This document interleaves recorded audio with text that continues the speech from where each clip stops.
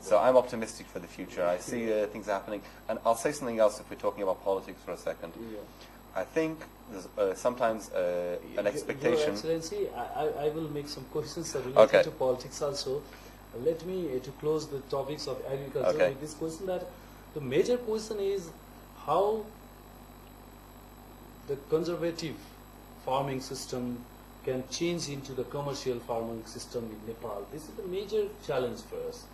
It's all to do with the exposure. You need people to see as much as possible new things.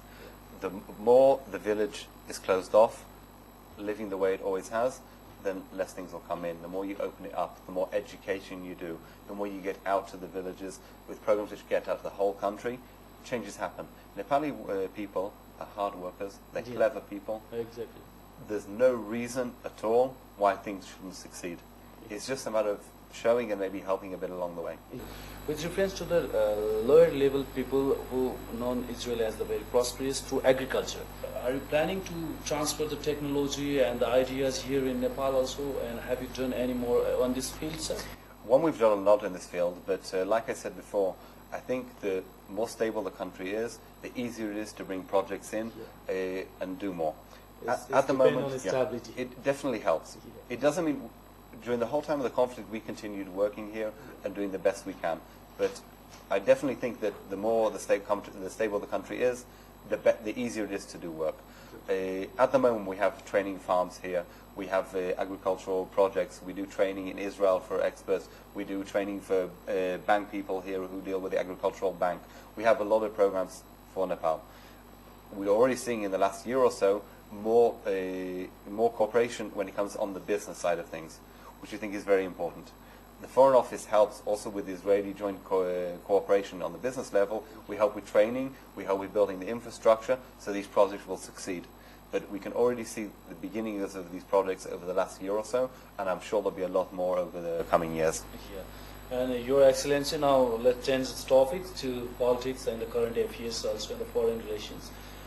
What's your opinion about the Nepalese politics nowadays? I'll say something about Nepali politics, which I think because of our perspective and where we come from in the world, we have a lot more understanding maybe than some other people. Peace process, constitution building are things that don't take a day. I think in the modern world of TV and everything is quick, we have expectations sometimes that there'll be an answer for everything within a day. The world isn't like that. To build a peace process and a constitution which is good for all Nepalis takes time. It needs a lot of negotiation, frustration sometimes as well. And it's 2 steps forward, 1 step back. But at the end of the day, with the cooperation and with all the parties working ahead, a solution which is reached by the Nepali people is a lot better than something which is a quick fix. It takes time. We understand it takes time. The same in the Middle East. There's no easy answers. But if you look at the way Nepal's going, I think things are going in the right direction. Then can Israel contribute somehow and any ways to make the logical end of the peace process and the constitution making process? I think that what we can do, I don't think it is our position to tell Nepal what it should or shouldn't do. I think that we... being very close friend, exactly. Israel might have some suggestive role also. Exactly. That's why I'm asking. That's the way that we look at it. Yeah. We think that in certain areas, in Nepal can learn from our experience, as I think that Israel can learn from Nepal's experience in certain areas. And the areas we look to cooperate.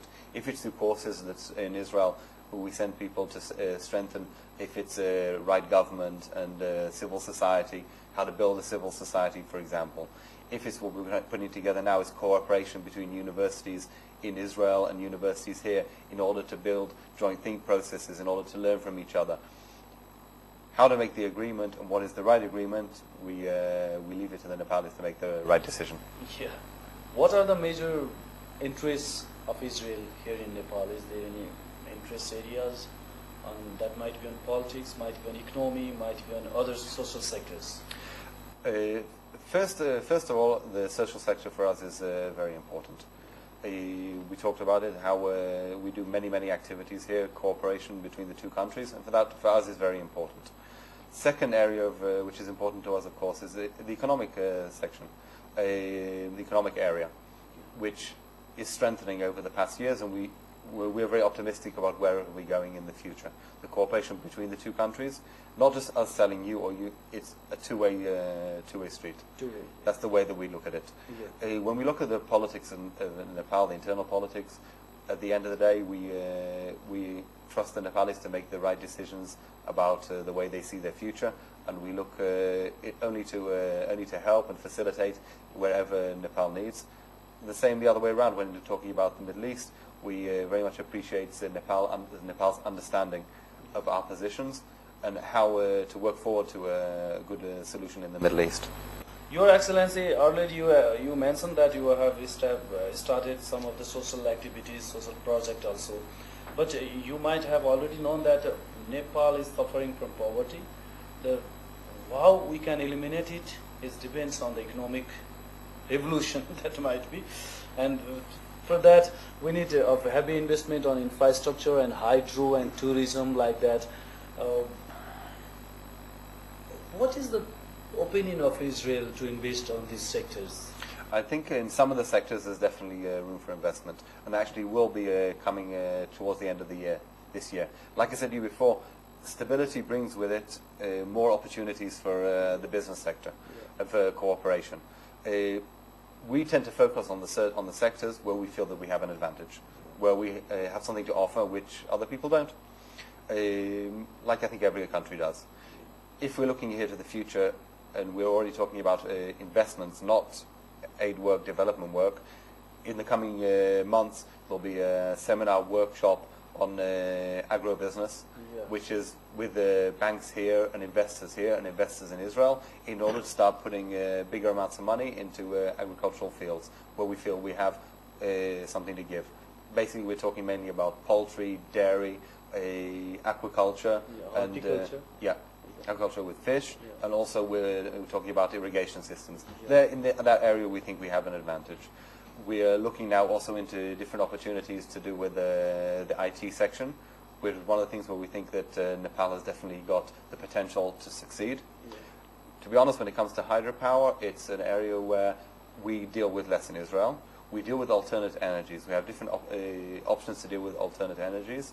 And hopefully, at the beginning of next year, we'll have a program here to try and find which technologies we have, which investments can fit in the best way with Nepal's economic climate.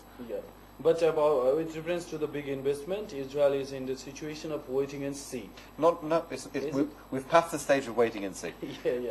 How the peace process move ahead then? As it already the seminar and the business meeting which we're having in about a month from now, it's already with specific companies, specific investments, specific projects. It's already the stage where it's actually working. It's not looking to what will be.